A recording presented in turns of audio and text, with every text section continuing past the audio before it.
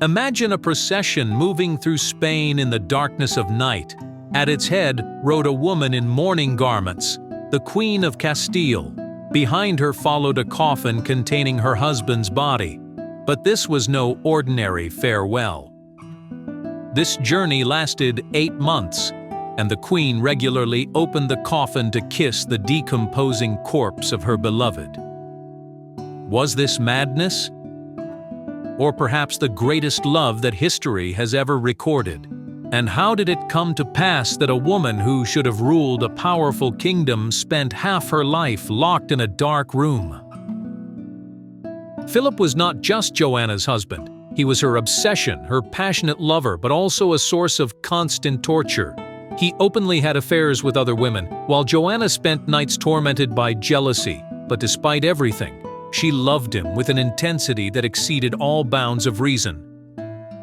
The court expects Joanna to behave according to protocol, to organize a funeral, bury her husband, begin mourning in isolation, but Joanna has other plans. "We will not bury him here," she declares. Philip expressed in his will the wish to be buried in Granada, in the royal chapel beside her parents, Isabella the Catholic and Ferdinand of Aragon. Joanna intends to fulfill this wish personally. The body is embalmed and placed in an ornate coffin. And then Joanna does something shocking. She refuses burial and announces that she will accompany the coffin on its journey to Granada with his body. Advisors try to stop her, explaining that it's inappropriate, dangerous. But Joanna is unmoved. "If I cannot be with him in life, I will be with him in death." In December 1506, one of the most macabre processions in European history begins. Joanna sets out with her husband's coffin but establishes bizarre rules. The procession may only move at night.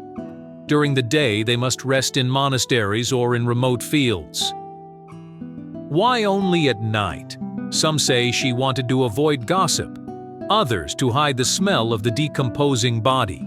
Still others suggest she believed Philip might return to life. Soldiers guard the coffin but are forbidden to approach without the Queen's permission. Joanna decides everything. And here begin the accounts of her madness. Witnesses say that Joanna regularly opens the coffin. According to testimonies, 3 times during the journey the coffin was opened. Twice for religious ceremonies, but the third time, in the middle of the night, without religious reason, Joanna bends over the coffin. Philip's body is in an advanced state of decomposition.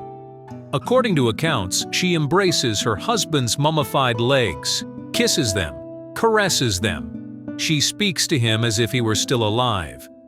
Joanna sleeps on the ground beside the coffin, refusing the prepared bed. "Why should I sleep comfortably when he is in a cold coffin?" The journey lasts 8 months. In the meantime, Joanna gives birth to a daughter, Catherine. But even motherhood does not tear her away from the coffin. In 1509, the procession reaches Tordesillas. And here the story takes on an even darker dimension. Her father, Ferdinand the Catholic, had been observing the entire situation with concern. His daughter is behaving like a madwoman. This threatens the kingdom. Joanna is officially declared incapable of ruling and sequestered in the castle by the monastery of Santa Clara in Tordesillas. Ferdinand assumes power in her name. Care is entrusted to Mohsen Luis Ferrer. But Ferrer is not a caretaker. He is an executioner. He applies psychological and physical violence. He embezzles money intended for the Queen's maintenance. Joanna lives in a dark room, windows covered, light barely reaches inside. She is cut off from the world. Her only companion is her youngest daughter, Catherine. In 1516, Ferdinand dies. Joanna could theoretically assume power, but her son, Charles V, has no intention of relinquishing power. Joanna remains unaware of her father's death for a long time. When she learns of it, she tries to demand her rights but is ignored. In 1520, the Comuneros revolt breaks out. The rebels capture Tordesillas and find Joanna. "Your Majesty, assume rightful power. You are the queen." This is a chance to reclaim the throne, but Joanna, after nearly 15 years of imprisonment, is broken. She cannot assume power. She cannot be queen. The uprising is suppressed. Joanna returns to her prison for another 30 years. April 12, 1555. The castle in Tordesillas. Joanna of Castile dies. She is 75 years old. She outlived her father by 39 years. She outlived her son Charles by 3 years, but most importantly, she outlived her husband, Philip the Handsome, by 49 years, nearly half a century that she spent, in a sense, still beside his coffin. Her body is buried in the royal chapel in Granada, and there, after 50 years, Joanna finally lies beside Philip. She never abandoned him. Perhaps her madness was simply a love so intense that the world could not understand it. Or perhaps she truly suffered from a mental illness that no one in the 16th century knew how to treat.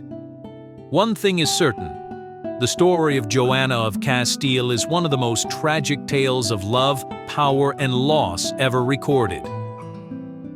Thank you for listening to our material. If you enjoy our content, leave a thumbs up, write a comment, and be sure to subscribe to this channel.